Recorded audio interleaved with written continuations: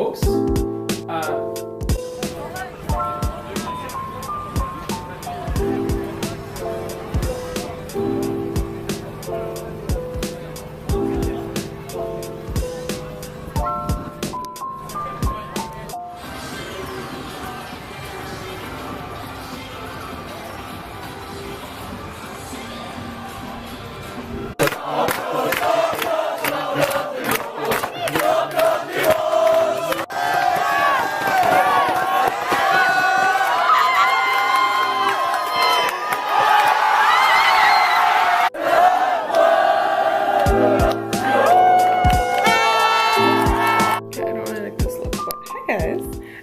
Today is my last day of work in Paris. Like, how crazy is that? I'm sorry, the lighting is like weird.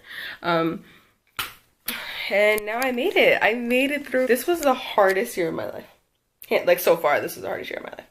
And I made it. Like, I just, like, I didn't, not that I didn't think I was gonna make it, but like, it's kind of close there for a little bit.